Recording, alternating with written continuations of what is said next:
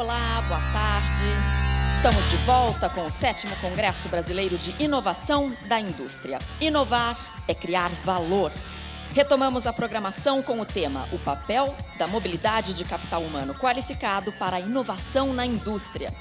Nesta sessão, vamos analisar como o Brasil está se saindo na disputa para atrair e reter capital humano, numa época em que contar com pessoas qualificadas é um fator crítico de sucesso. A chamada fuga de cérebros afeta diretamente a competitividade das organizações brasileiras, tornando ainda mais complexo o desafio de inovar. O impacto é inegável. Uma pesquisa da Confederação Nacional da Indústria, a CNI, aponta que a escassez de mão de obra qualificada é um dos grandes gargalos competitivos em setores como o extrativo e de transformação. Nesse cenário, melhorar a formação de recursos humanos do país deve ser uma prioridade, não só do governo, mas também da iniciativa privada. Mais do que isso, é preciso que o país se abra para o mundo a partir de políticas que facilitem a atração e retenção de talentos. Quais políticas são essas? E até que ponto elas podem reverter a tendência de evasão dos talentos formados no Brasil? Em busca de respostas, nós chamamos ao palco Fernando Franco, diretor executivo da Puente Labs, Fernando Martins, CEO da AgroTools Tecnologia, Javier Vargas, vice-presidente para a América Latina da Right Management, parte da Manpower Group, e José Eduardo Azevedo Fiates, superintendente-geral da Fundação CERT.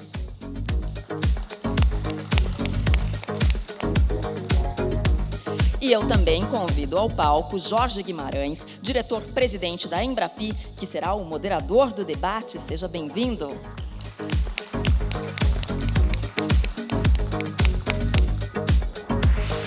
Guimarães, a palavra é sua.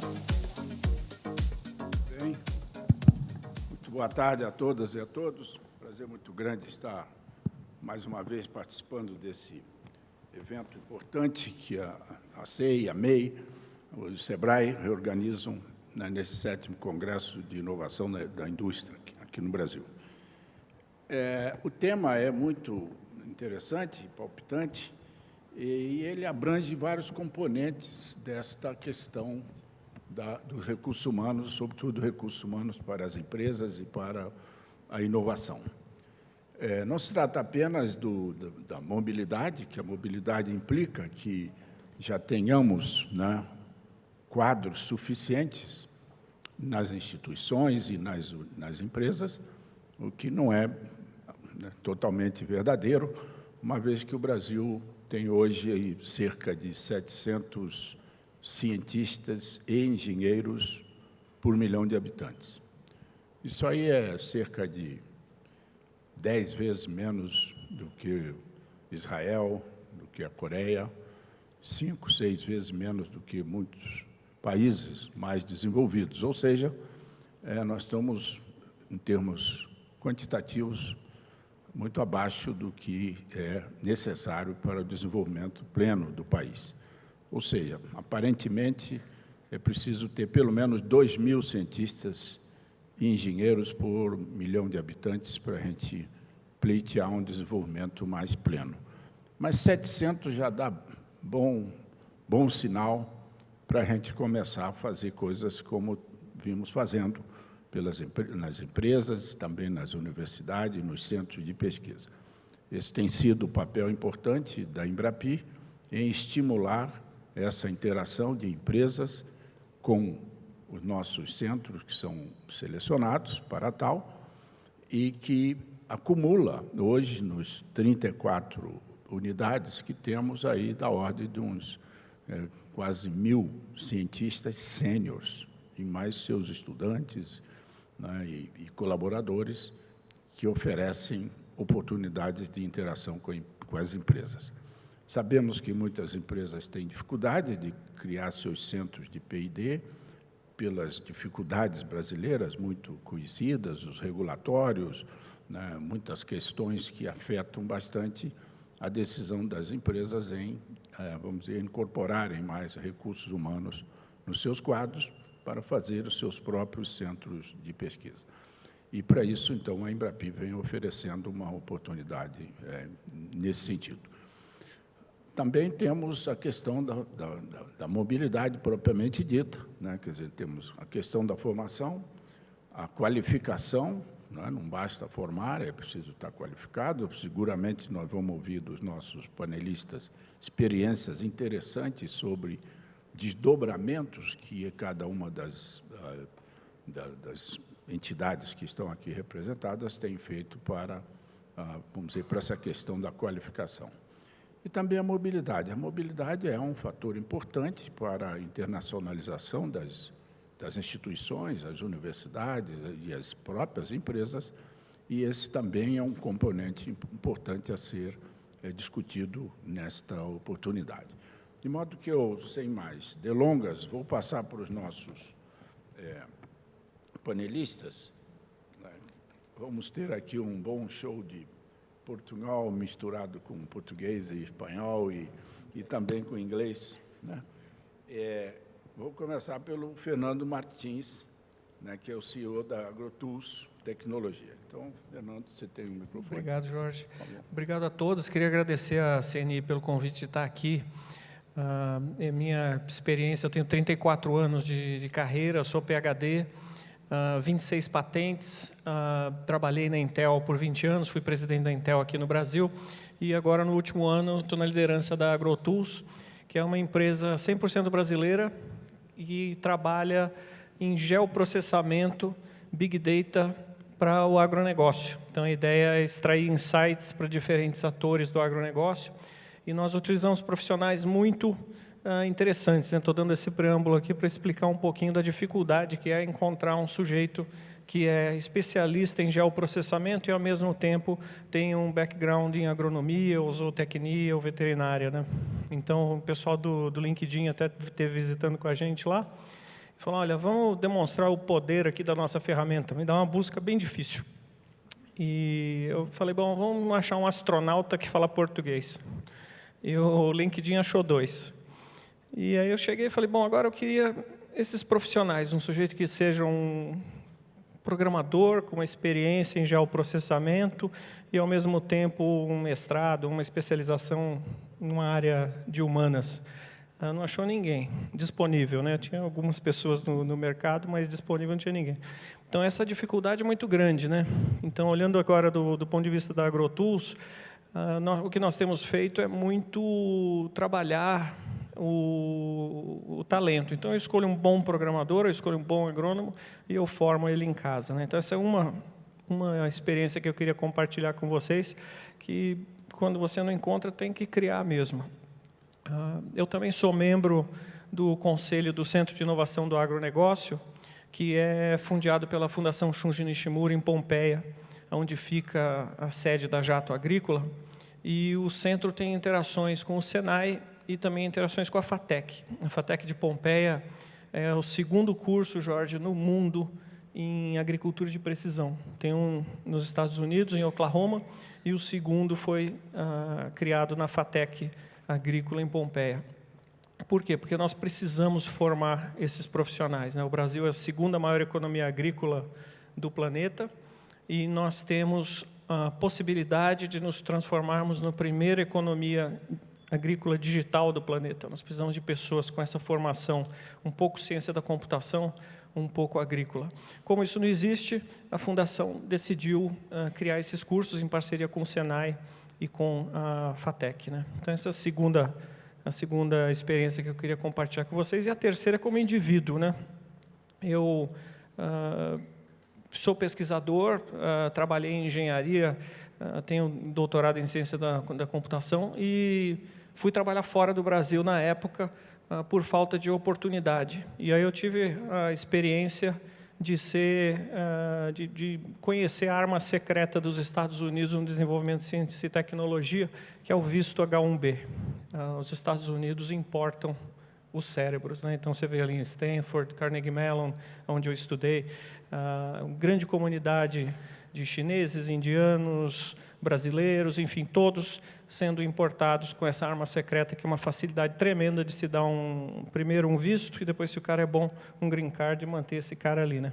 Então, esse é o meu tema aqui de abertura, me apresentar para vocês aí. Tomara que aqui no debate a gente tenha bastante para contribuir. Obrigado. Muito obrigado, Fernando. Acho que seguimos com o outro Fernando Franco, que é da Puente Labs. Por favor, Fernando, se quiser falar inglês, fique à vontade. Desculpa, não falo português, so I'm going to switch to English. I'm originally from Mexico, and I'm the director of an accelerator in Silicon Valley for Latin American startups. And I've been living there for 7 years. The mobility of talent is absolutely crucial. And before I did this, I was a representative of Mexico in Silicon Valley. And after that, I was a representative of San Francisco in Latin America. And so I did a lot of economic development, and I worked with a lot of governments in Latin America. And one thing that I learned is that many cities, many states, and many countries in Latin America are still opposed to the mobility of talent to other countries, United States, France, Germany, England. And personally, I'm very much in favor of talent moving into other countries.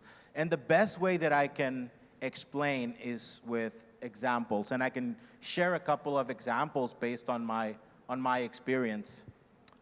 One will be from the point of view of an entrepreneur, a Latin American entrepreneur moving to the United States, and Latin American employees moving to the United States. So talking about employees, when Silicon Valley normally thinks everything Silicon Valley does is better, right? Nobody does it better than them. But there's a big crisis of talent in Silicon Valley. And they need to bring engineers, designers from other parts of the world. And in Oracle, that's based in Redwood City, they started bringing some Mexican engineers. And after they saw the talent of Mexican engineers, that it was the same as the talent that they had in Silicon Valley with American engineers, they said, hey, why don't we go to Mexico and open an office there of engineering? So they did. They started with Oracle open in Guadalajara, Mexico, like 50 or 100 engineers, very small. And then after a year, they decided to increase 100 more, and then 100 more, 100 more. They went from 100 to 500. And last year, they announced 5,000 engineering jobs in an innovation center in Guadalajara, Mexico. So what happened is the mobility of talent of those few Mexican engineers that moved to Redwood City to work for Oracle showed the company that talent from Mexico was the same. And what happened, it's created 5,000 jobs in a few years of engineering from only one company. So that's a perfect example of how you're losing a few employees, but you're creating in long term 5,000 jobs. And the other one, very briefly, is an entrepreneur from Colombia. When I was the representative of San Francisco, my job was to bring Latin American startups and companies to San Francisco. And one of the first things I did is I visited a Colombian startup. And the Colombian startup had only 7 employees in San Francisco, and they had 30 employees in Bogota. And I told to the co-founder, I told her, Tanya, if I get you 4 new clients for in the United States, will you hire more employees in San Francisco? Will you go from 7 to 14 to 15? And she said, Fernando, I'll be very thankful if you get me those clients, but the only thing I will do is grow in Bogota. because in Bogota is where I have the engineers, is where I have the designers. I won't grow here in San Francisco. It's too expensive. So I understood that even if she got more clients as an entrepreneur, she will grow in Bogota and will create better paid jobs and more jobs in Bogota. So that's one of the reasons why I'm totally in favor, and I see the positive impact that the mobility of talent has in Latin America. Thank you, Fernando. Now I go for Javier Vargas, vice-presidente para a América Latina da Right Management. Obrigado, Jorge. Eu vou tentar falar portunhol, aqui para uma mistura entre eu também sou do México, e deixa eu falar um pouco sobre minha história. Eu sou do México, aos 26 anos morei nos Estados Unidos. Eu fui invitado para colaborar nos Estados Unidos em empresas de tecnologia. Trabalhei primeiro em empresas e morei 26 anos nos Estados Unidos. Agora voltei para o México. Então, igual que o Fernando, eu sou um boomerang mexicano, ele é um boomerang brasileiro que voltou para a cidade. E como morando em um país diferente, uma vê que a adaptabilidade no país demora tempo. Demora alguns...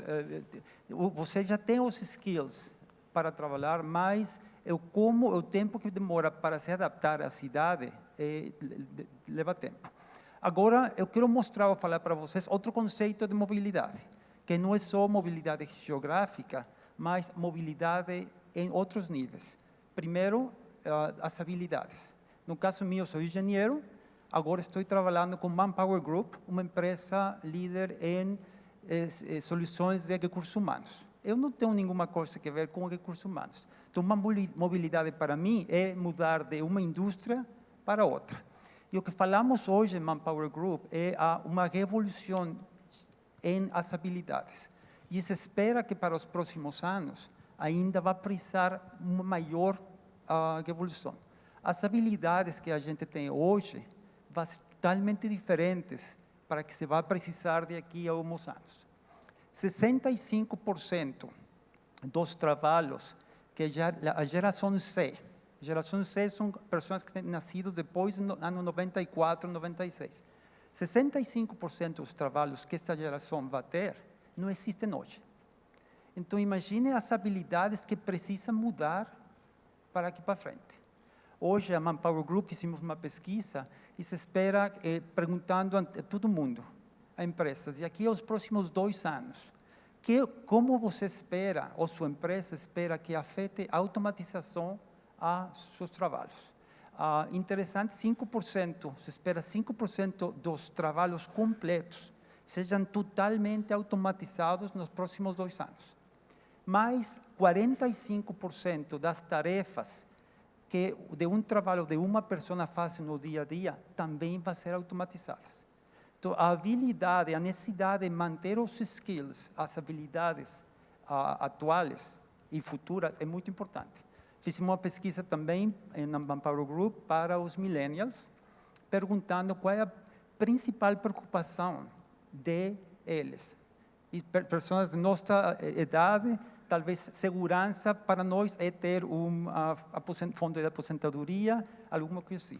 Para os millennials, a segurança é definida como ter as habilidades certas no futuro, manter-se atuais. Então, isso hoje é um grande desafio, por isso falamos mobilidade, além da mobilidade geográfica, também mobilidade de indústria, mas também de habilidades. E hoje, dentro do Manpower Group, falamos também do conceito de employability, ou empregabilidade. Empregabilidade não é mais como o passado, o que você conhece, sino o que você está disposto a aprender. E o conceito agora é learnability, que é a habilidade de aprender. Mas não só habilidade e desejo de aprender uma coisa nova. Então, hoje o desafio maior para as empresas manter uma verba interessante para treinar os seus funcionários. Uma pesquisa também que fizemos aqui no Manpower Group, aqui no Brasil, 43% das empresas respondentes falaram que tem problemas para encontrar vagas, encontrar ou as pessoas com as habilidades certas. Perguntando às empresas o que estão fazendo para fill the gap, para cobrir esse desafio, 53% falaram que estão fazendo programas de treinamento, desenvolvimento e treinamento. Então, isso vai ficar muito importante. Eu acho que, para mostrar a mobilidade de seus funcionários, manter maior treinamento vai ser crítico para as empresas e as organizações. Muito obrigado, Javier. Agora vamos ouvir. Você tem o microfone aí? José Carlos Azevedo Freitas, que é da Fundação CERT, em Florianópolis. Por favor. Boa tarde a todos. Obrigado também pelo convite da CNI. Eu falo português, mas estou com um pouco de amidalite. Então, vocês não estão com muita sorte hoje. Nós, em Florianópolis, temos um instituto de pesquisa que nasceu a partir de uma universidade e é um elemento importante na construção de um ecossistema que hoje envolve diversas empresas startups, incubadoras, parques tecnológicos, cerca de quase 1.000 empresas com uma característica de startup até média empresa e algumas grandes também operando na região. E, naturalmente, o elemento, fator humano, a qualificação, etc., é fator-chave, como em qualquer empresa e qualquer ecossistema.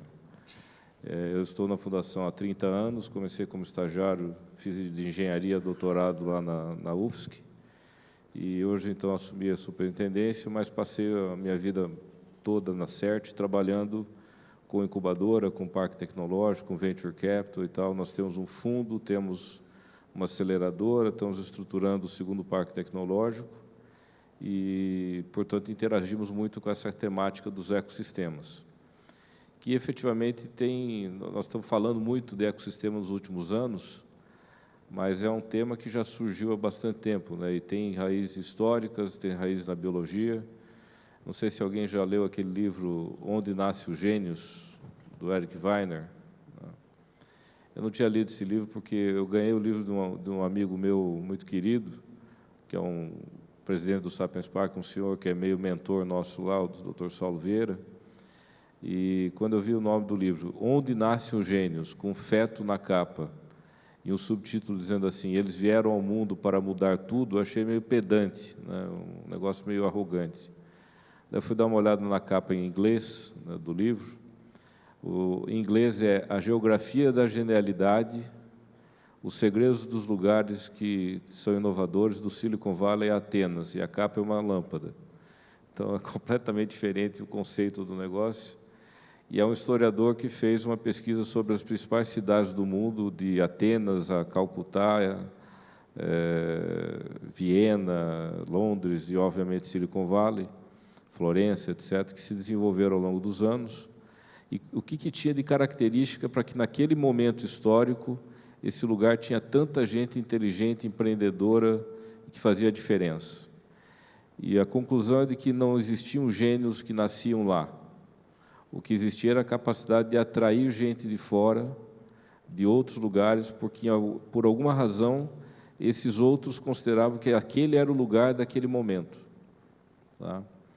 Ou seja, essa mobilidade é muito devida à nossa capacidade de atrair gente qualificada, de atrair gente com vontade, com visão, com espírito empreendedor. E esse é o desafio para todos nós hoje, atrair, reter e evitar que percamos essas pessoas.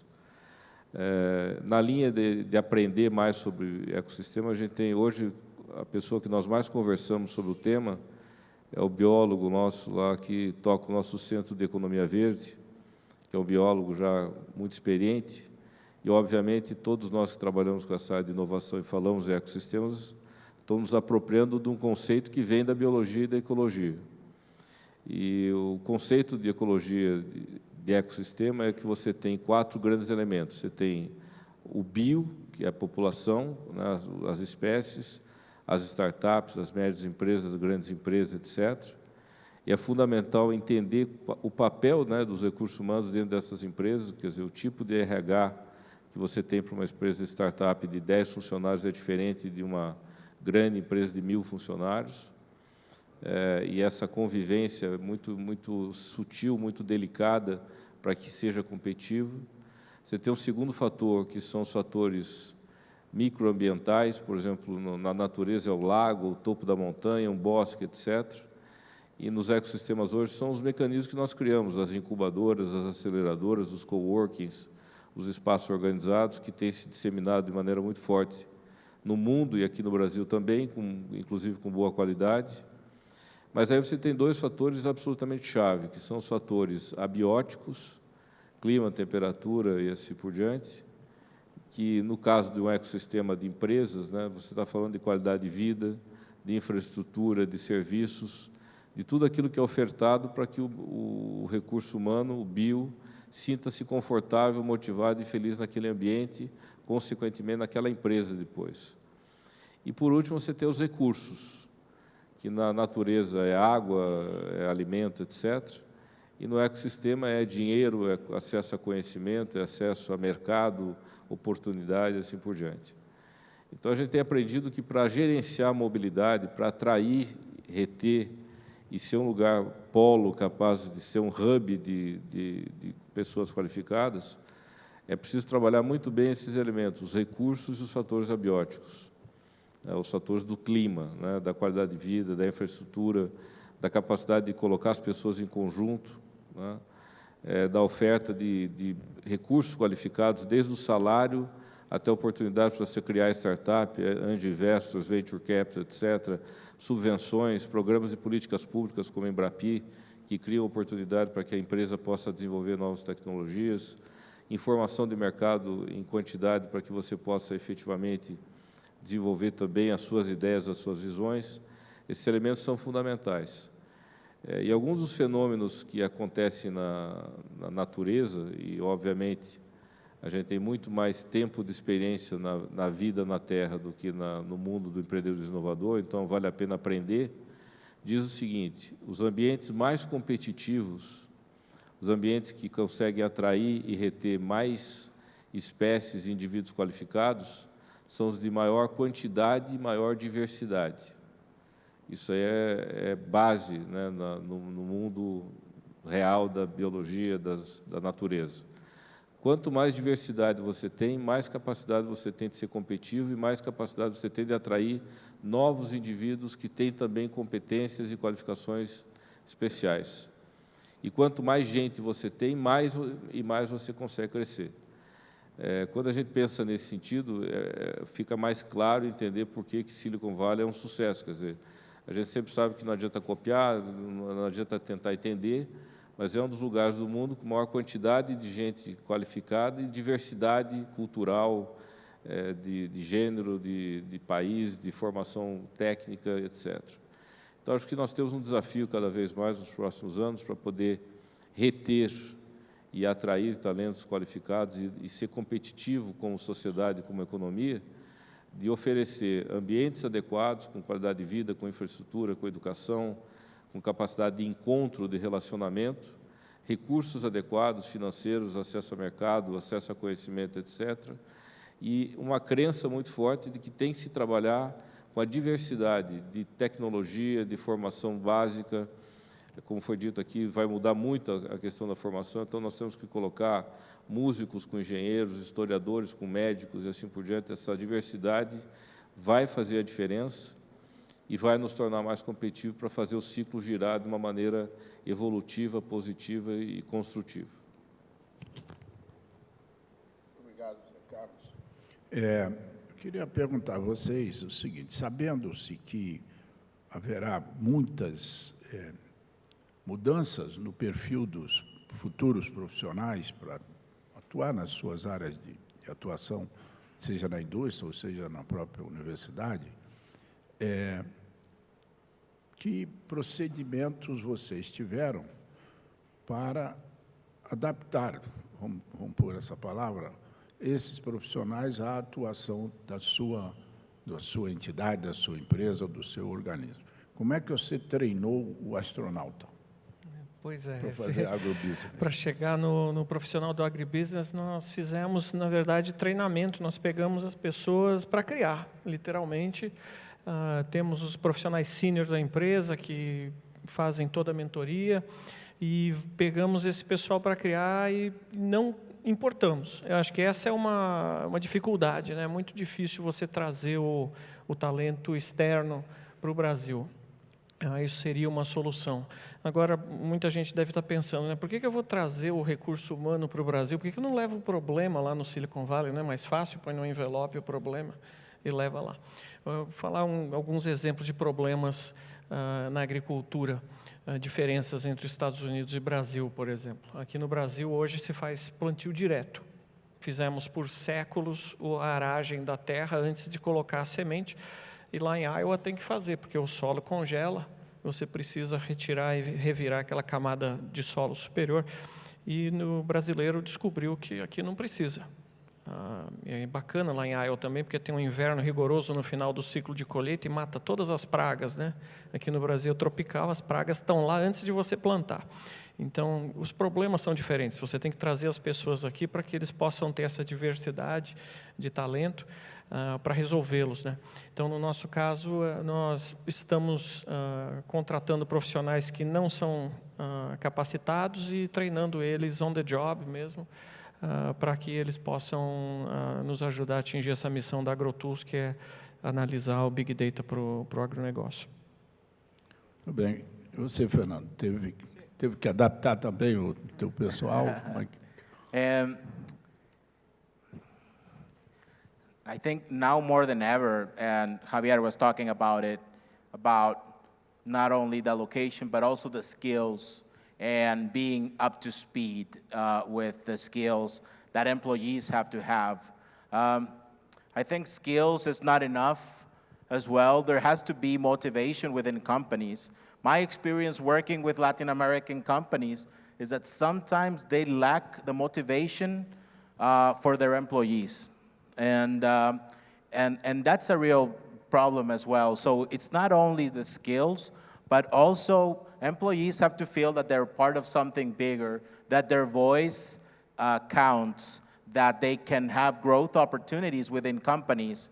So I do think Silicon Valley is very up ahead on how to do that. I mean, people, sometimes they don't go to work, to the office. You know, they stay at home and they're in their pajamas working. And I don't think you can do that in Latin America yet. But I think constant training, improving the skills of the employees, being up to date with technology, and then also, again, the more of the, not the hard skills, but the soft skills, or being able to understand that they have a voice in the company and they can grow within the company as well. I think that's something very important. And yesterday I was talking with a few friends, and I was telling them that specifically in Latin America, in Brazil, you need to start training employees in new technologies, not only software development and mobile applications. You need to start learning about augmented reality, about machine learning, about artificial intelligence. So those technologies are very important.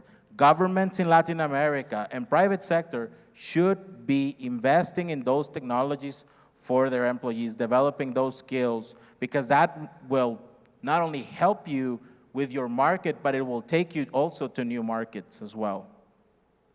Obrigado. E você, Javier? Que treinamento tem? O treinamento é fundamental. Aqui também falamos em algum momento de alguma língua diferente para falar. Sim, inglês é importante. Mas sobre o que fala Fernando, acho que também a linguagem de programação é importante. É importante que as universidades, escolas, os governos, desde cedo, comecem a ensinar às pessoas para também ser literate em o que é tecnologia. Os millennials, hoje, também conectados em linha, passam um terço do tempo deles estão constantemente em linha. Também treinamento, as empresas têm que adaptar como que as pessoas hoje são treinadas. Basicamente, hoje, por exemplo, em YouTube, você pode ser treinado no que seja. Você quer aprender a não sei, cozer, cozinhar, alguma coisa assim, você vai ver um vídeo em YouTube que você vai aprender o que você quer. Então, as empresas também têm que se adaptar para a forma de aprender, de ensino seja diferente também. O nome é One Fits All, não funciona. Agora, One Fits One, que seja para cada pessoa. Porque também hoje, dentro do Manpower Group, falamos o conceito de learnability, que falei para vocês, a habilidade de aprender e o desejo. O que acontece, todos aprendemos diferente. Alguém que gosta de aprender lendo. Eu gosto de aprender com uma tarefa. Outro gosta de aprender em situações limites, quando está com um deadline em frente. Então, também é adaptar tudo isso, como que o Fernando fala também, à tecnologia e ser totalmente diferente. Muito obrigado. E vocês, Zé Carlos, vocês que estão ao lado de uma universidade forte, sobretudo na área de engenharias, Sim. precisa ainda assim treinar o pessoal? Não tem dúvida. Eu acho que, no nosso caso, a gente tem aprendido cada vez mais, são 3 questões. Recrutar adequadamente, selecionar adequadamente, ajudar as pessoas a se conhecerem ao longo do processo e a, então, formar. Eu tenho 2 filhas. Uma adora estudar e outra detesta estudar. A que adora estudar, felizmente, está fazendo engenharia, então ela vai ter que aprender novas coisas o tempo todo, que vai mudar muito. A que não gosta muito de estudar, mas é extremamente criativa, argumentativa, etc., diz que quer fazer direito. Se ela conseguir se formar em direito, né, se ela conseguir passar os vestibulares e se formar em direito, ela vai ter a capacidade de usar a criatividade dela, a argúcia, em cima de uma base de conhecimento que não vai mudar tanto assim ao longo do tempo, né? Apesar das tecnologias que também vão surgir nessa área. Mas o que eu digo é o seguinte, você tem perfis, por mais que o mundo mude, tem perfis de profissional que são mais adequados para aceitar mudanças e outros não. E a gente, às vezes, não trabalha muito esse perfil. A nossa geração, a minha geração, pelo menos, trabalhava recrutamento mais no departamento de RH. Né? Hoje, o departamento de RH é o departamento de pessoas que dá suporte à alta gestão da companhia para ajudar a selecionar o perfil adequado. Nós aprendemos muito mais hoje com as startups. As startups colocam o time todo, às vezes, junto, para selecionar o próximo colaborador, porque eles querem identificar alguém que se adeque, que sintonize com aquele perfil. Isso é fundamental, porque tem que ser alguém que queira e goste de aprender, de mudar, porque não é trivial você dizer para uma pessoa que o maior ativo que ela tem, que é a base de conhecimento que acumulou ao longo de 15 anos de estudo, daqui a pouco não vai valer mais muita coisa, porque vai mudar tudo. Então, tem que ter uma pessoa com um perfil psicológico, um perfil pessoal orientado para mudança, para aceitar novos conhecimentos.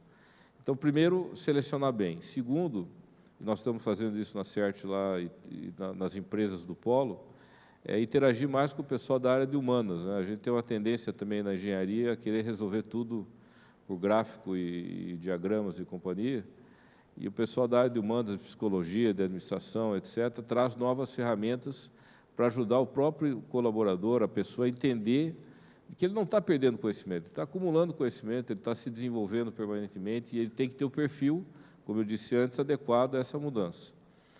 Se você trabalha bem o recrutamento e tem pessoas que têm o perfil adequado, aí as ferramentas de treinamento, as soluções de capacitação são muito mais eficazes, né? Então, a gente tem aprendido isso, não tem sido um trabalho fácil, né? De longe disso, é um trabalho muito desafiador, mas nós acreditamos que esse é o caminho que tem sido trilhado. Eu queria só pegar um gancho aqui, antes de mudar o frame of mind. Na FATEC Agrícola, eles descobriram uma coisa, em ciência da computação, 5 anos depois é tarde demais, porque aquilo não vale mais nada, né? Então, na FATEC, o curso de 3 anos, eles estão usando uma técnica que se chama Intentional Learning, que tem muito a ver com esse processo. O menino vai aprender álgebra, você decora isso aí, aprende, faz uma prova e o menino está na cabeça, para que serve isso?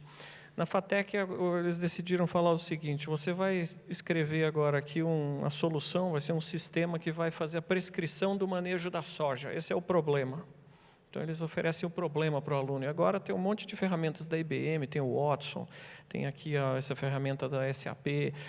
Agora vocês vão atrás das ferramentas e vão aprender a usar a ferramenta com a intenção de resolver um problema real. Essa é uma técnica canadense que está sendo utilizada na FATEC, que é muito bacana, porque aí primeiro se elimina aquela dúvida, para que serve isso, né, logo no início do ciclo de aprendizado. Bem, vamos olhar um pouco a parte internacional. Se a gente olha o ambiente internacional, a gente detecta algumas coisas muito interessantes. Poucos sabem, mas as 34 unidades em Embrapi, que estão credenciadas, selecionadas de grande número de candidaturas, todas têm um foco tecnológico muito definido e trabalham em pesquisa aplicada, projeto de pesquisa, desenvolvimento e inovação. Mas todas, inclusive os institutos privados, que também nós selecionamos, sem fim lucrativo, naturalmente, todos têm um excelente foco científico. E, a partir daí, eles têm uma força tecnológica num campo bem definido, e é assim, por isso que a gente usa a prova. Muito bem, quando a gente olha o ambiente internacional para a ciência, o Brasil é um dos países que menos colabora com o resto do mundo. Na América Latina, nós estamos abaixo de quase todos os outros países em termos de publicações em conjunto com coautores de outros países. Isso afeta tremendamente o que se chama da qualidade da nossa ciência.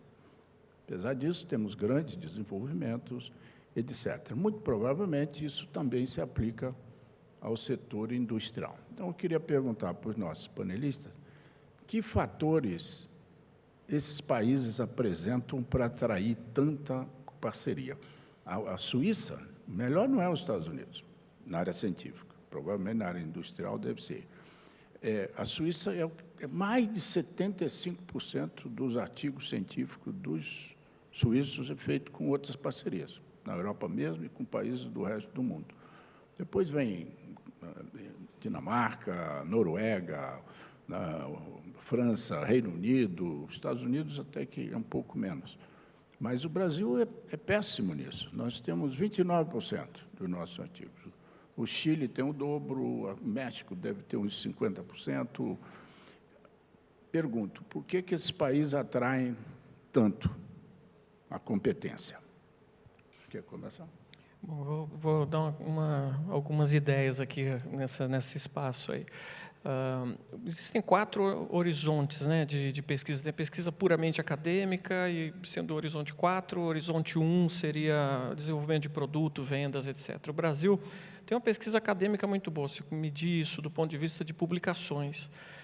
Quando eu mudo o KPI, né, que seria a métrica de sucesso, para número de patentes, é muito pouco. Eu estive num instituto de pesquisa brasileiro com 300 pesquisadores e me mostraram a produção, do ponto de vista de patentes, nos últimos 5 anos, 30 patentes. Nos Estados Unidos, uma métrica de um sucesso médio, sucesso de um pesquisador, é 2 patentes por ano, né? Eu mesmo tenho 26 e era um pesquisador médio no Intel Labs, lá nos Estados Unidos. As ideias, elas fluem para o mercado com essa capacidade de você proteger essa propriedade intelectual, levar isso até a ponta. E isso o Brasil ainda peca muito, né? O INPI, toda a dificuldade, a esteira de patentes é muito complexa, né? Leva 11 anos para se tirar uma patente do INPI. Estão patenteando algumas tecnologias de telefones celulares que já não se vendem mais, né? Ainda está na esteira de patente do INPI. Então, essa é uma dificuldade estrutural do Brasil, né? Nós temos investimento em pesquisa, mas ele não é intencional. Assim como aquele curso ali, né? O menino recebe um problema específico para resolver. Esses investimentos eles acabam ficando no horizonte acadêmico e não se transformam em produtos, né? Então, países como Taiwan, por exemplo, decidiram que Taiwan seria uma potência em semicondutores. E não era um programa de governo, era um programa de Estado. E hoje o Taiwan Semiconductor Manufacturing Company é uma das top 3 no mundo, até com um valor de mercado maior do que a Intel alguns meses atrás. Taiwan tinha essa intenção. A Coreia desenvolveu também uma intenção específica de desenvolvimento em painéis digitais. Com certeza essa televisão aqui esse painel aí foi produzido na Coreia, porque todos são. Não tem outro país que é competitivo nisso. E veículos, né? A gente vê os Hyundais, Kias e outros veículos coreanos rodando aqui no Brasil, rodando pelo mundo todo. Programas de governo em que você determina a excelência por construção em um determinado setor. O Brasil não tem isso. Naturalmente, o agronegócio, 27% da nossa economia, se não considerar a distribuição, se considerar a distribuição, varejo, etc., chega a ser 40% da economia. E aí vou entrar um pouco no bias, porque eu escolhi o agronegócio digital, porque eu acredito piamente que o Brasil tem toda a condição de liderar o mundo nisso, e realmente com uma intenção de desenvolver uma indústria digital do agronegócio, o Brasil terá uma grande contribuição a dar ao mundo, né? Então, eu sou cidadão americano, eu tenho a condição de ir amanhã para Miami, eu estou aqui no Brasil porque eu acredito nisso. Mas esse ponto, eu acho, Jorge, é uma questão de se ter um programa de Estado. O que será o Brasil em 20 anos, determinar isso e investir consistentemente no setor. Muito bem. Fernando.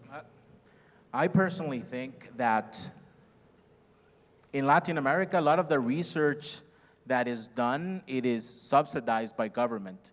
And that is not specifically the best way, I think, to fund investigation and research. I think companies, private sector, private money, should be investing more and more in research centers. In the United States, a lot of the research is done by universities. But that money comes from the private sector. So big business people that understand that the future, they have to invest in it. They have to invest in universities with the research centers, invest in the young people, and start getting new technology from those research centers. The problem in Latin America, personally, I don't think we need more money from government. I think we need less government regulations. I think we need business people from Brazil, from other Latin American countries, to step up and to understand that they should be putting more money not only in traditional businesses like logistics, mining, infrastructure, but start investing as well in research and innovation. So I don't think that the government can solve that by themselves. I think they're part of the solution, but we cannot expect the government always to be funding these kinds of operations. And specifically in Mexico, the schools that do research, they're all funded by the government, mostly funded by the government. There's not a business or a big company that says, hey, you know what, I'll put some money. They do invest in Stanford. You know, it's very funny because the largest cement company in the world, Cemex, has a big, a building in Stanford that they donated, but they need to donate more in Mexico and for research and development. So again, I just think that government is not always the solution. It's part of, but we need to step up also from the private sector. Javier. Eu acho que o grande desafio é para os países, cidades, se convertir em inglês a palavra é talent destination, o destino do talento. E sim, é ter a cidade, mas criar algo chique, algo que onde as empresas queiram, as pessoas queiram trabalhar aí. Por exemplo, hoje, o que o Jorge falava, faz investigação e desenvolvimento. Ok, quero continuar aqui, porque em alguns casos existe o desafio de os científicos ter que sair para fora. Então, o que Fernando falava, no caso do Oracle, por exemplo, criou já um centro, 5.000 pessoas, lá na cidade de Guadalajara, no México, para criar um talent center, onde todas as pessoas. E o que vai acontecer, no momento, existe agora no Guadalajara, vai criar empresas satélites, que vão criando para querer tirar um pouco desse talento. Então, o que você fala, de atrair e reter pessoas é importante, mas se as empresas não continuam trabalhando, vai chegar um momento que vai começar a perder esse talento. existe o conceito novo, talentos satélites. Eu acho que o desafio às empresas, concordo com o que Fernando fala, que não é do governo, tem também indústria privada, tem que ficar envolvida nisso. Então, criar os centros de talento, a gente estar aí e começar a criar áreas onde as pessoas queiram ficar aí e conquistar o negócio. Zé Carlos, como é que é isso lá na CERT? 3 brevíssimos exemplos de empreendimentos que às vezes estão indo para fora, lá de Florianópolis, por conta de um ecossistema mais equilibrado fora. Nós temos a Nanovetores, que é uma das 22 empresas que está aqui nos cases, uma empresa de biotecnologia de grande sucesso, que está para abrir uma unidade na Suíça, porque daqueles fatores todos que eu mencionei, eles têm uma diversidade de empresas do setor maior lá na região, onde está sendo oferecido. Eles têm recursos já oferecidos de cara com uma espécie de subvenção com um valor significativo para entrar no mercado europeu e com acesso de informação, de canais muito mais estruturado. E talvez o fator mais crítico, eles têm todo um clima favorável a negócios que aqui no Brasil não é comum. Para você registrar uma empresa, para registrar um produto, para qualificar um novo site, a Prefeitura, o Governo do Estado, a Anvisa, é tudo mais complicado. Lá é muito mais rápido, porque o clima, os fatores abióticos do ecossistema são favoráveis a estimular o negócio, porque tem uma cultura para o negócio. Na mesma linha, tem uma empresa chamada Audaces, que inaugurou há pouco tempo, 2 meses atrás, em Trento, na Itália.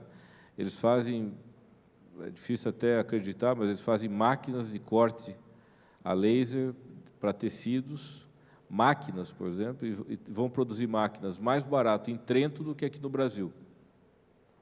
Porque tem mais, de novo, acesso a recursos. No parque tecnológico, eles têm ao lado uma espécie de um centro de manufatura avançada, com todo o conjunto de máquinas de vários tipos de manufatura avançada para compartilhar o uso quando preciso, portanto, não precisa investir na frente, linhas de financiamento adequadas, um profissional mais treinado para o tipo de situação que eles precisam, e uma marca que, a partir daí, vai ser made in Italy. Infelizmente, a gente tem um desafio a ser superado, que é trabalhar a marca Brasil na área de tecnologia. A Embrapi, eu acho que está fazendo um trabalho fantástico, de fazer com que o Brasil possa ter também inovação classe mundial, assim como outros órgãos do Sistema Nacional de Ciência e Tecnologia, porque se nós não tivermos uma inovação também entendida como é o agronegócio, por exemplo, que o mundo reconhece como de qualidade quando vem do Brasil, vai ser difícil. Tem empresas nossas, isso é muito comum, que tem às vezes o site registrado no Canadá, etc., porque se botar .br, baixa o nível de credibilidade para poder vender fora. Então, é um aspecto de mercado que nós temos que trabalhar. De novo, são fatores que têm que ser trabalhados em conjunto para que a empresa seja mais competitiva e nós não percamos essas oportunidades. Esse ponto é muito interessante e ele nos remete a um outro componente, que é o seguinte: nós estávamos medindo isso um pouco pelo lado científico. Mas o que faz uma empresa? Porque agora não é mais os Estados Unidos, são empresas nos Estados Unidos ou em outros países que têm um poder de atração maior. O que é necessário para uma empresa atrair os talentos? Isso se aplica à empresa brasileira ou à empresa estrangeira que está sediada no Brasil. O que faz com que essa empresa se torne um atrator dos melhores talentos que a gente produz nas universidades? Qual que é a sua experiência? Um pouco é massa crítica, Eu acabei indo trabalhar nos Estados Unidos no laboratório da IBM e fui trabalhar no laboratório da IBM, que no prédio nós tínhamos 1.400 PhDs.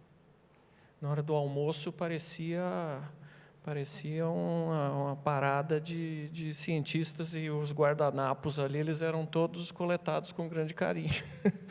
Porque as ideias saíam dali. Você ia almoçar com um sujeito trabalhando no microscópio eletrônico, outro sujeito trabalhando em protocolo de alta velocidade de fibra ótica, e as ideias fluíam. Então, o Silicon Valley, por exemplo, ele é muito interessante porque ele é um caldeirão, ele atrai o sujeito pela complementaridade, pela diversidade. Então, nós temos no Brasil esse necessidade de se desenvolver um ambiente como esse. Aí vamos olhar o que é onde o Brasil inventou e foi muito bacana na nossa inovação. Embraer. Nós geramos ali em São José dos Campos uma massa crítica de mentes capazes de desenvolver esses produtos que batem em todo mundo e realmente desenvolveram produtos excelentes. Embrapa, ao longo dos anos, a semente de soja importada gerava 20 sacas por hectare. Essa safra passada, com sementes genômica brasileira, 76 sacas no mesmo hectare. A Embrapa tem um atrator natural. Vários PhDs que eu conheço, sujeito treinado em Londres, sujeito treinado em outras geografias, retornam para trabalhar no ecossistema Embrapa, que é um ecossistema interessante, né? Esse é um ângulo, assim, do ponto de vista de interesse científico. O sujeito estudou, afinal, quando acaba o PhD, está com 22, 23 anos de escolaridade, ele quer aplicar aquilo e ser parte de um time bom. Então, acho que esse é um atrator. O outro é a facilidade, né? Isso é o caso. O sistema americano atrai o sujeito por quê?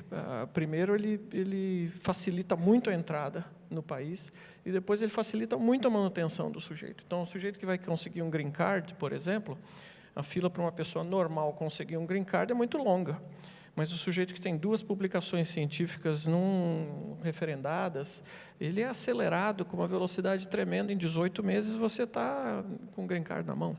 Então, existem políticas que facilitam, ou pelo menos não entravam a permanência desse sujeito, né? Eu, só complementando, eu concordo plenamente com o Fernando que esse investimento também tem que ser um investimento do setor privado. Aqueles 4 horizontes, um deles está na mão do governo, que eu vou investir na academia para fazer pesquisa de ponta, e o outro é produto, né? Então, naquele meio do caminho, a esteira toda tem que estar financiada, e esse atrator, ele tem que ser as empresas a atrair o pesquisador. Eu tenho que ter um time, eu tenho que ter um laboratório, e eu vejo isso assim claramente numa das empresas que eu conheço aqui, a Jato Agrícola, a Fibria, outra empresa que tem um departamento de pesquisa no Brasil muito grande, a Dupont Agrícola tem centros de pesquisa aqui no Brasil, porque o problema é aqui. Enfim, estou citando algumas empresas, são dezenas, né? Mas o setor agrícola ele é um setor que atrai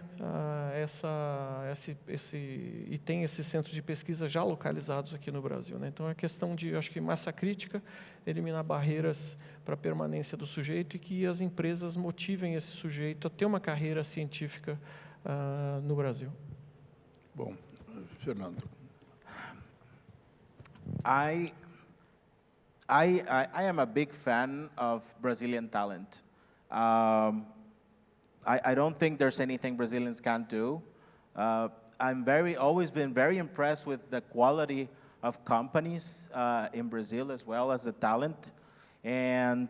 But having said that, there are areas where maybe you can find, let's talk about again, machine learning. And maybe you find there's a machine learning company in Brazil, and they need someone that's really good, and maybe they cannot find him in Brazil, and they need to bring him or her from somewhere else.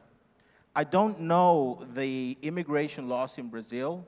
What I can say is that personally, and you may disagree with me, and I was mentioning this yesterday also in a dinner with friends, I don't feel that specifically Sao Paulo is a global city. It doesn't behave like a global city. It is a global city. It's one of the top 15 economies in the world if they were cities by themselves. But it doesn't act like Los Angeles. It doesn't act like London or Tokyo or New York. And it should be acting like that.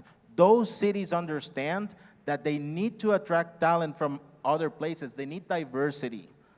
And you don't see that much in Sao Paulo acting like a global open city for foreigners to come in and to complement and contribute to Sao Paulo and to the Brazilian economy. So that is one personal observation. You may disagree with me on that one. I think that, I'll give you an example because I love examples. There was in Silicon Valley, there was a demo day for startups. It was the Mexico Demo Day. and there were 12 startups from Mexico presenting at Google to Silicon Valley investors. Half of the founders of the startups were not Mexican. There was one from Netherlands, 2 from Spain, 1 from the United States, 1 from Australia, another one from Sweden.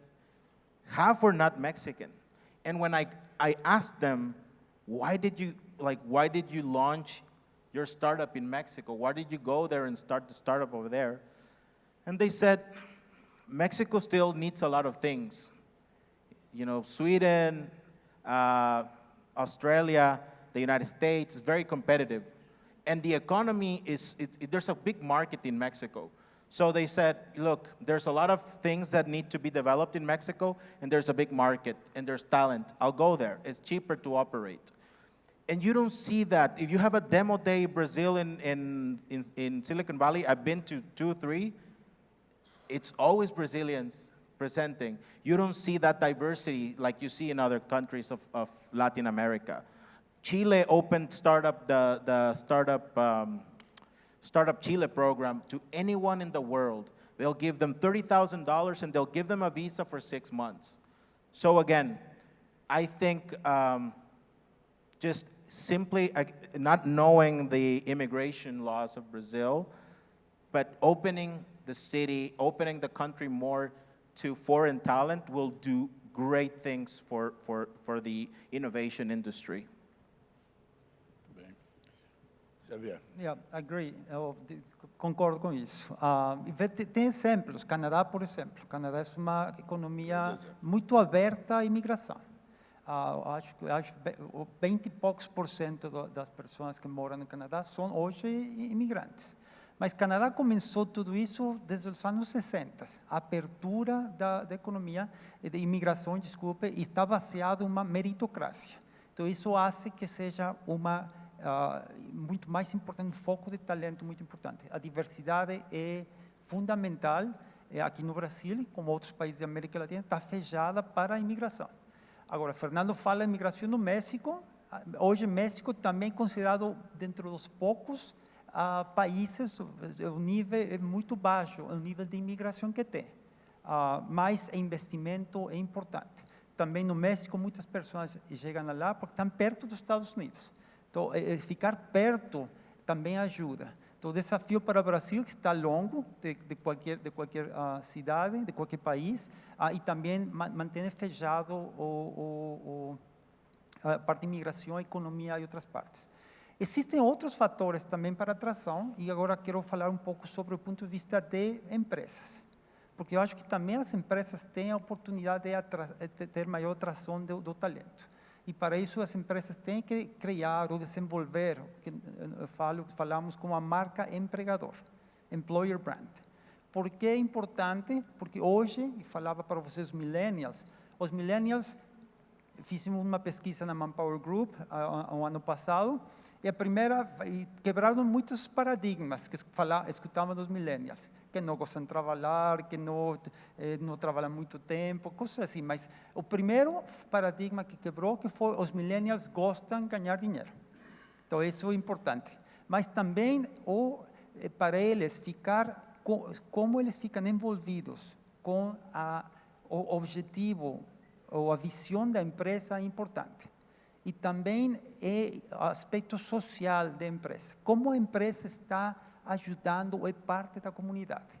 Então, isso acho que hoje é muito mais importante para frente, para atrair talento dentro das empresas.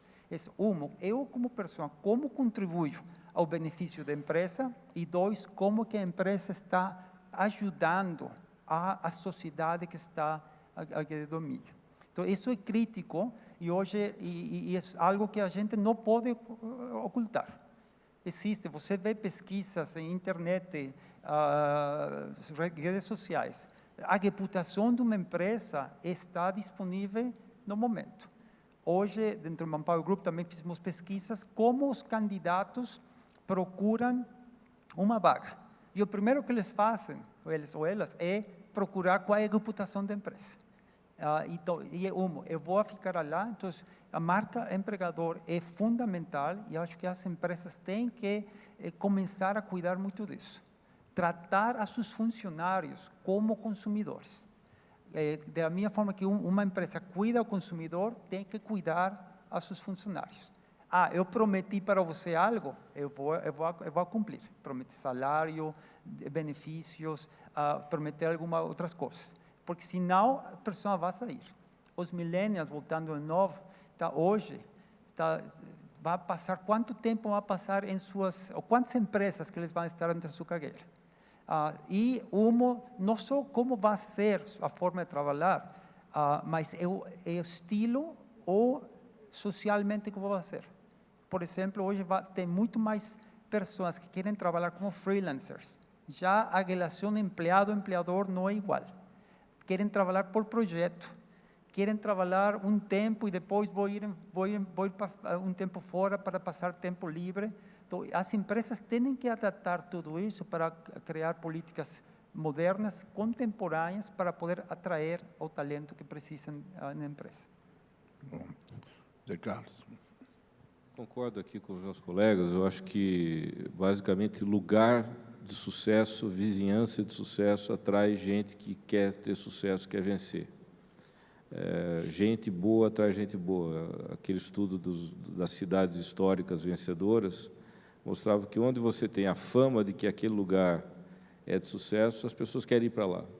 Claro que o fator daí, salário, trabalho, condições de trabalho, tudo é fundamental, mas ele acredita que se tem gente boa lá é porque há boas condições. Eu moro em Santa Catarina, moro em Florianópolis há 30 anos, mas passei a minha infância aqui no interior de São Paulo, numa cidade chamada Itararé, muito pequena. Portanto, eu tive a felicidade de ser palmeirense, né?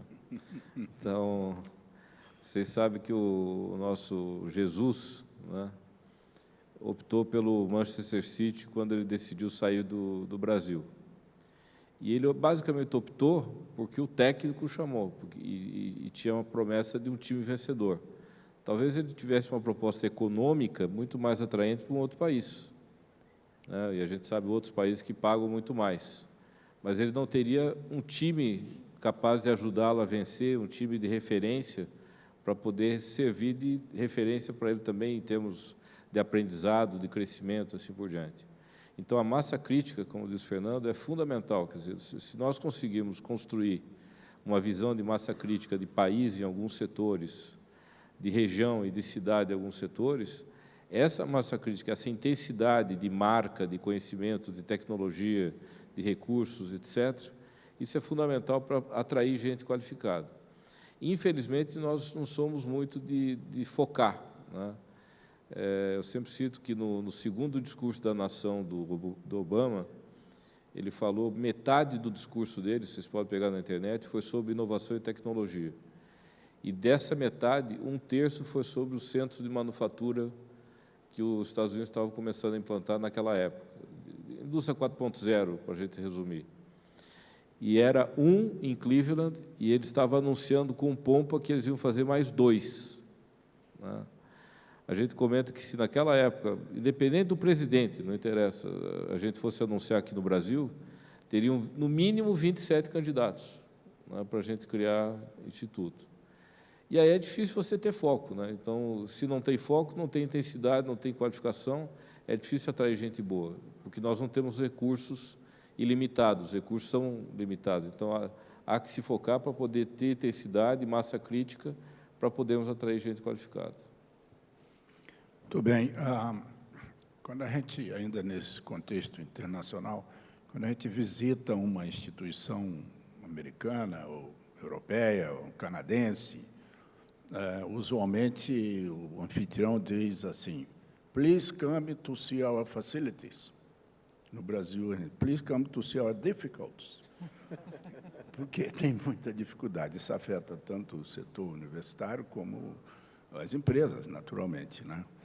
Mas, apesar disso, das nossas dificuldades, o Brasil deslanchou em várias áreas. Você citou aí a Embraer, a área da Embrapa, né, a agropecuária, a biodiversidade, a metalmecânica, águas profundas para buscar petróleo, né, o biocombustível, enfim, o Brasil deslanchou várias coisas, apesar dele ser um pouco fechado, né, ele não tem as mesmas colaborações que os outros países têm. Ter muita colaboração e não ter uma massa crítica interna não resolve. Está cheio de exemplos.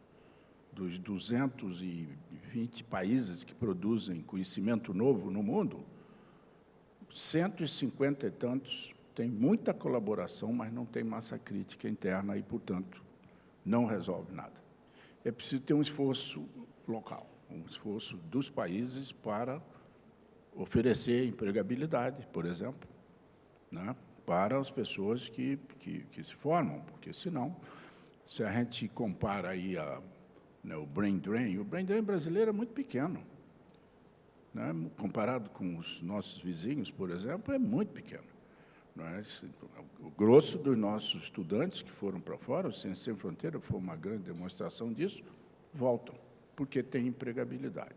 Mas isso não basta, é preciso avançar para outros componentes. Então, eu queria perguntar a vocês o seguinte: que medidas, que providências são necessárias para que a gente amplie esse ambiente da cooperação internacional, seja ela para as universidades, seja para as empresas, de modo que a gente vença essas nossas grandes dificuldades, no que respeita à iniciativa que não dependa só do governo. O governo tem um papel importante nisso.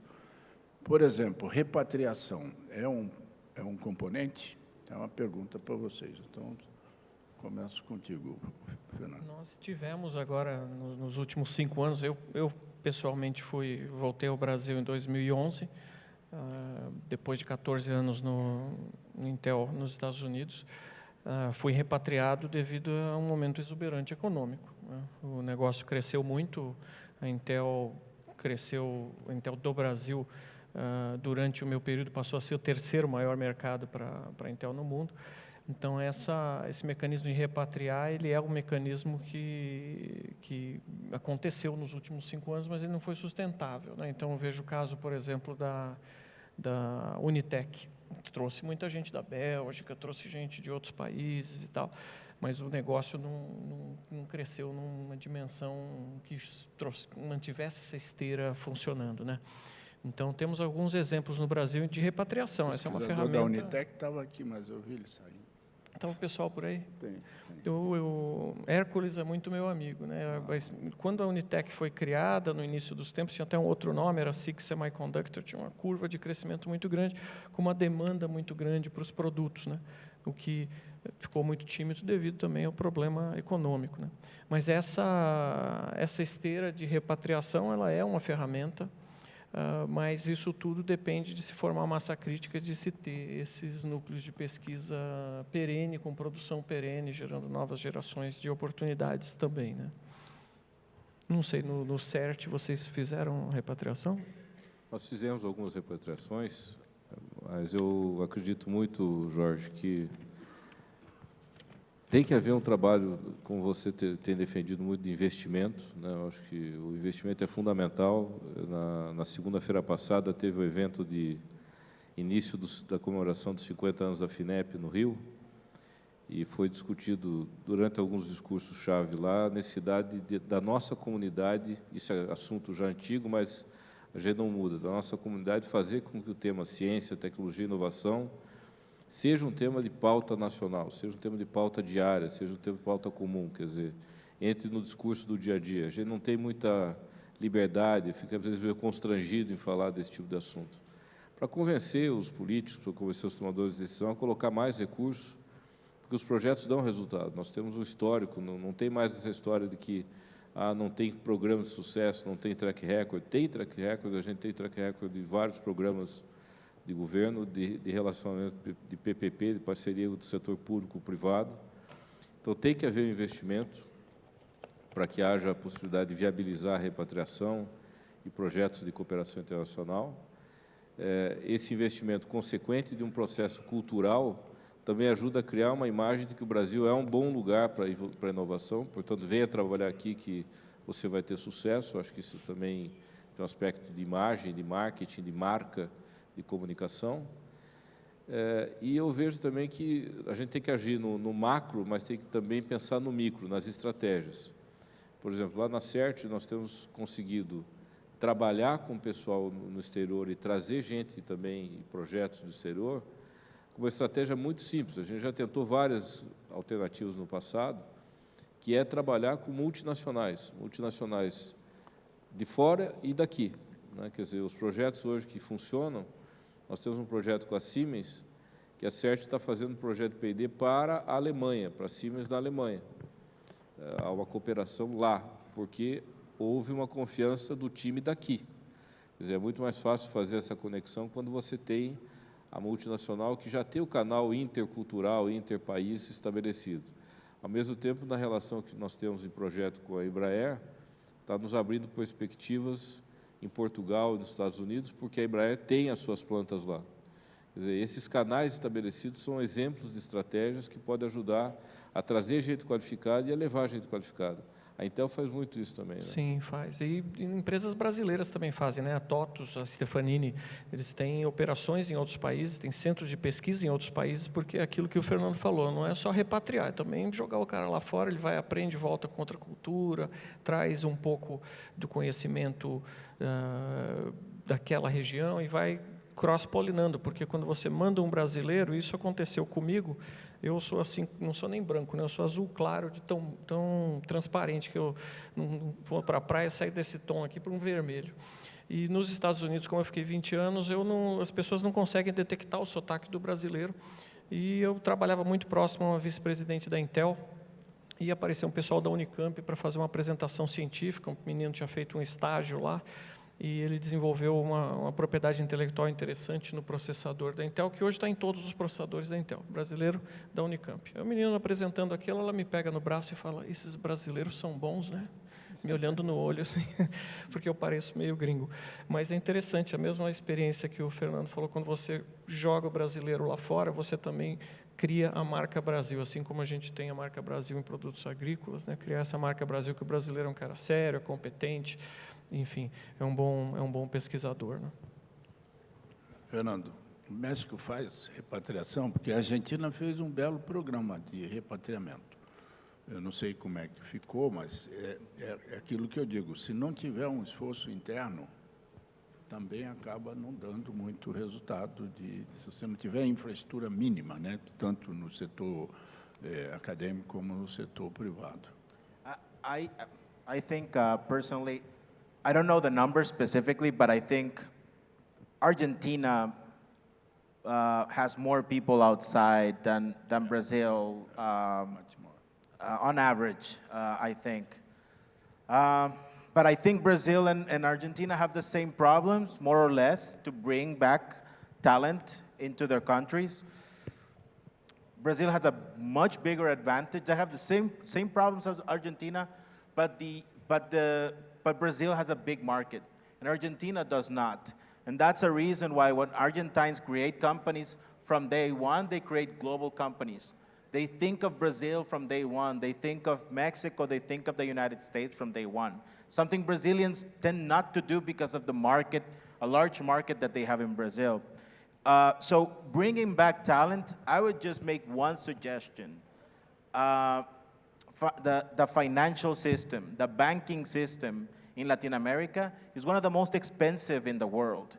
You practically have to not need money for the bank to give you money to invest in a business. So you have all this talent that leaves Argentina, that leaves Brazil, because also they know they can get investors in other countries, in Canada, in Australia, in the United States. So one way to bring back that talent, and the talent that has gotten all this experience in other developed markets, is to have money for them. If they bring the expertise and they bring the know-how, why would they have to put their own money, right? I mean, in other developed economies, if you have that, you bring that to the table. A chef does not invest in their own restaurant, right? Other investors put money for the chef because the chef is putting the talent. So it's the same thing. If we have talented Brazilians that want to come back to Brazil and create a company and bring their know-how, they should have financing opportunities, financing advantages to come back to Brazil. That is where the government should come in, maybe. And that's also, of course, private sector. But the banking system is very expensive, again, in Latin America. And it's very hard for them to get a loan to invest in something with the interest rates, right? When I moved to the United States, I bought a car, and I got a 7.14 interest rate, 7.14. All the Americans were crazy. They said, that's horrible, don't sign it, don't buy that car, it's a horrible deal. In Mexico, I was getting 45% interest rate. The United States was 7, I didn't even negotiate, I signed there. Like, everyone said I was stupid in the United States. I was very happy, because in Mexico, the car I had, 45% per year I was paying. So I don't want to go back to Mexico and pay 45% interest rate, right? If we can improve conditions, the banking conditions in our countries, that will help talent that has left to probably come back and trust the country again. Jorge, queria reforçar esse ponto que o Fernando chamou a atenção. Essa coisa de que a gente cria startup, ou enfim, cria empresa para o mercado nacional porque ele é grande, é uma coisa que irrita, né? Porque assim como nós achamos que é grande, o estrangeiro também acha que é grande e vai atacar o mercado mais cedo ou mais tarde. Nós tivemos, há mais ou menos uns 8 anos atrás, a gente sempre conta essa história porque é uma referência para o nosso ecossistema lá em Florianópolis. A visita do embaixador americano com uma delegação de pessoas técnicas e tal, que visitou o parque. Já tinha ido em outras 5, 6 cidades aqui do Brasil. E, numa sexta-feira, ele fez o balanço final lá na fundação. E um senhor, que nós não tínhamos feito o trabalho de casa para saber quem era a delegação, levantou a mão e disse, eu queria fazer um comentário. Eu visitei junto com o embaixador aí 5, 6 cidades ao longo dessa semana, foi ótimo, vocês têm empresas fantásticas, eu vi coisas muito interessantes, mas é o seguinte, em todo lugar, e eu vou dizer para vocês, já que eu estou aqui em Florianópolis, se vocês não conseguirem desenvolver algumas empresas globais de sucesso, que não precisa ser a neura do novo Google, mas uma empresa competitiva internacionalmente, vocês não serão um ecossistema competitivo. Então, eu realmente estimulo que vocês façam isso, que criem empresas com pensamento global, porque é isso que vai fazer a competitividade do ecossistema como um todo. Quem falou isso foi o Floyd Kivami, que é um dos sócios da Kleiner Perkins e membro do Conselho de Tecnologia da Casa Branca. E a gente tem insistido muito nisso na região. Infelizmente, nos últimos 6 meses, 2 empresas de marketing digital de Florianópolis, a Nelway e a RD, fizeram, respectivamente, operações de 60 e 40 milhões de dólares no Silicon Valley para atuar globalmente. Quer dizer, a máquina está começando a girar. Repatriação é muito importante e hoje vemos que tem uma estratégia que alguns países estão adotando e também algumas empresas.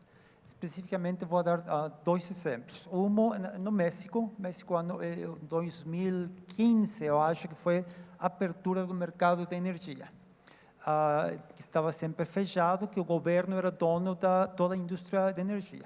Eles quiseram abrir e veem que precisavam, com essa abertura, mais de 2 milhões de trabalhos novos nos seguintes 5 anos, ou 10 anos, desculpe. Então, para isso, o governo começou a criar uma estratégia para ir a recrutar aos funcionários, as pessoas mexicanas morando fora, petroleiros que têm experiência petroleira. Em que países? Canadá, a Venezuela, Aruba, inclusive na Quênia, países de África que tenham grande conhecimento da energia. Então, ele começou a fazer uma campanha só para ir a trazer essas pessoas e mostrar um pouco como o México, para eles, era um pouco mais sexy que quando eles deixaram o país. Eu, como falei para vocês, eu sou mexicano, morei 26 anos nos Estados Unidos e agora voltei nos Estados Unidos. Hoje, como estou morando no México, estou gostando muito mais do que acreditava que era 10 anos atrás. Então, qualidade de vida para mim é é boa. Sim, eu moro 6 quarteirões de onde está meu escritório, então isso é qualidade de vida. Demora 11 minutos em chegar de casa ao escritório, com trânsito e sem trânsito. Então isso, qualidade de vida é fantástica. Então, depende do trânsito. Exatamente. Então isso é uma. Também tem outros países que fizeram coisas semelhantes. Na Quênia, por exemplo, também com a abertura trouxe pessoas de fora. E existem, acho que, grandes exemplos de como pode ser feito isso como uma campanha do governo para trazer essas pessoas, cidadãos que estão fora do país. Estamos vendo também que as empresas estão fazendo isso. Porque hoje um grande desafio que falava do escassez de talento que falava para vocês é management executives. Então, que as empresas estão fazendo, em alguns casos, procurar quais são os países onde estão alguns funcionários, ou brasileiros, mexicanos, para trazer os funcionários aqui. Então, acho que a repatriação está sendo hoje uma boa alternativa inovadora, de alguma forma, para trazer esse talento que saiu do país. Muito obrigado. Acho que estamos chegando ao final da nossa sessão. Fico com a impressão que, apesar de algumas dificuldades que o Brasil enfrenta em vários segmentos, acho que ele pode se tornar um atrator de talentos. Isso mais ou menos ficou aqui evidente pelos nossos 4 panelistas. Isso deixa a gente com um espírito de otimismo, né, que é importante no momento em que o Brasil começa a ver que nossos caminhos são outros. Quero agradecer muito a presença de todos que se mantiveram aí firmes, ouvindo os nossos panelistas, seus comentários, e, portanto, a todos, então, boa tarde, e vamos para outra temática. Obrigado.